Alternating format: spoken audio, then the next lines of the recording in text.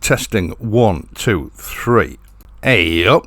Right, this here Royal Enfield Hunter 350. Or is it 350 Hunter?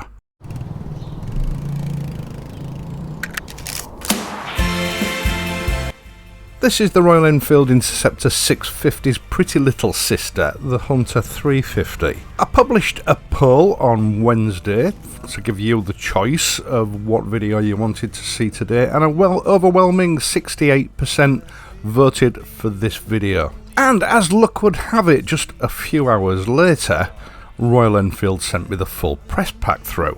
I had absolutely no idea they were going to do that, honest. Now, I believe that Royal Enfield have left the best until last, because this is potentially the most significant 350 model in their current 350 lineup. It's clear from Royal Enfield's press release that they are well aware that the world of motorcycling, in fact the world of motoring, is in the process of changing significantly. A lot of Western motorcyclists malign the 350cc class, labelling it an irrelevant and odd choice, but actually this class of motorcycle is the way ahead for any motorcycle manufacturer that wants to stay in the game. In fact, I would go so far as to say that within the next few years this is going to be the most hotly contested segment of the market.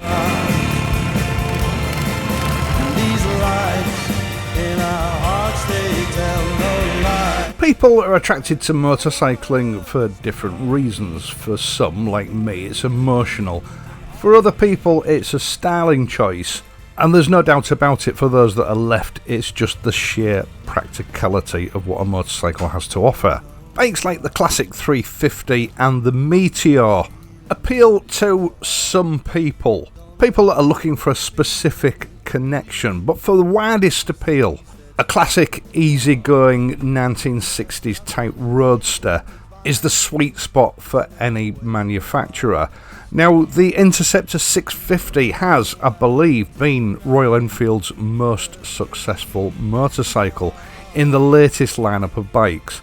So it makes sense that if they want to stay seated at the table in the 350 market, a bike with similar appeal to the Interceptor is definitely the way to go. Based on the now familiar J platform and engine, this is easier said than done, because the J platform chassis doesn't have a conventional seat rail, which makes the traditional lines of that type of motorcycle difficult to follow. And to that end, the seat on this bike is the only deviant in that recipe. A sort of V-shaped dual level seat that I know is going to cause many an argument on the forums. Having said that, it's still easy on the eye, and to my mind, if that's the only criticism that can be levelled at this bike, Royal Enfield are onto a winner, and in some ways makes this bike distinctly Royal Enfield. It's clear that Royal Enfield have had to modify the now familiar Harris Performance Design chassis for this bike, but to me it makes perfect sense that they've adjusted it rather than come up with a new design. This chassis is fantastic, and so is the engine. Obviously it's not going to provide what might be considered earth-shattering performance, but this configuration is very capable on modern roads, and it would appear that Royal Enfield have tightened up the steering geometry just a little bit, give this bike a sharper handling response. Perfect for urban commuting and twisty, turny country roads. And at long last, just to please those people who make a habit of puncturing the tyres, the version that's going to be made available in Western markets does come with alloy wheels and tubeless tyres. Now, from what I can gather, Royal Enfield do have a whole host of accessory parts lined up for this bike, and there is a seat version that at least partly solves the aesthetic problems with the standard seat. But putting that to one side for the moment, my personal evaluation of this bike is that what she lacks in performance compared to a big sister, the Interceptor, she more than makes up for in sheer good looks. This is definitely a prettier bike.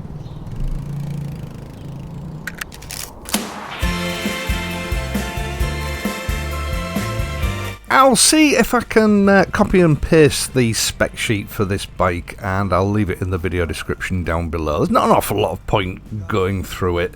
A motorcycle isn't about numbers, it's about how it makes you feel. And if I can't copy and paste it, I'll try and find some sort of link that'll take you to a page with the specs on it. Now, I've already had a few opinions of this bike thrown at me in the comments section of the last couple of videos.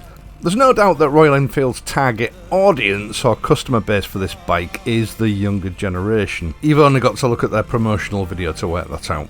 But it's clear from the comments section that a lot of people still aren't up to steam about what's happening to transport on our roads and why these bikes are becoming more and more relevant with every passing day.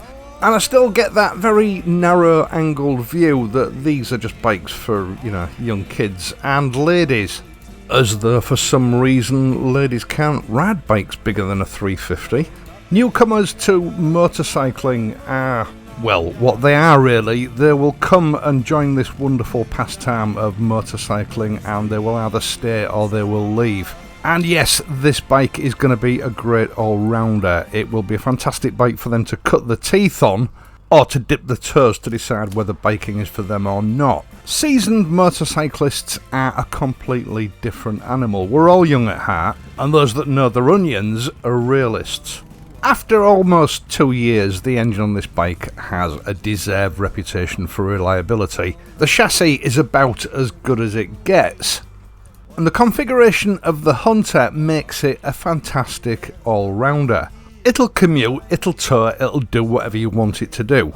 And Royal Enfield have achieved that without making the bike look too generic. The 350 engine allows you to keep up with traffic on most roads, whilst at the same time sipping petrol and returning about 109 miles per imperial gallon. Yes, I've no doubt that pillion passengers and hills are going to slow these bikes down a little bit, but that's why God invented gearboxes.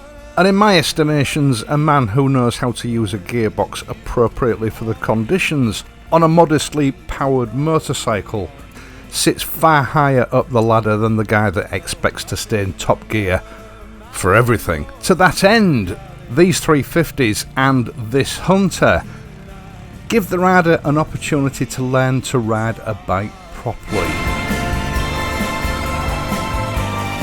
A chance to relearn skills that have seemingly been lost. The Hunter is a motorcycle for everyone and everything. It's not just for learners and ladies. Once again, Royal Enfield has excelled in the 6 different colour schemes available for this bike. Some young, some just fresh, and enough diversity to appeal to just about anybody. I predict that the Hunter 350 is going to be at the very least Royal Enfield's second best-selling motorcycle. Although as time goes on, I think it may even replace the Interceptor as top dog. It has so much to offer to so many riders. Now, this bike should start to trickle into the UK market sometime before the end of November 2022. And I believe the retail price is going to sit somewhere around the Meteor and the new Classic 350. I don't think there's going to be a huge price difference either way. Now, obviously, as I said on Wednesday, I can't tell you what the Hunter is like to ride because I'm not going to have the opportunity to swing my leg over one for some time yet. But what I can say is that Royal Enfield have turned out a fantastic looking bike, and they are masters in the art of motorcycle design. So the chances of the Hunter turning out to be a lemon are about 1,000,000 to 1. And to answer the question that's already been asked of me so many times in the last week or so, would I buy one for next year? Well, oh good grief, look at the time, we're past the 10 minutes mark. Once again, thank you so much for taking the time to watch this and my other videos, and in doing so helping to support this channel. I really do appreciate it. I would also be equally appreciative if you would leave a like on this video and perhaps consider becoming a subscriber if you're not already one. I will be putting a poll up on my community page for a choice for next week's videos. Let me know if you're still enjoying this sort of interactive format or not. I'm not going to announce the choices here, I'll let you discover those on the poll. I'll see you next week, and if you're riding, please ride safely.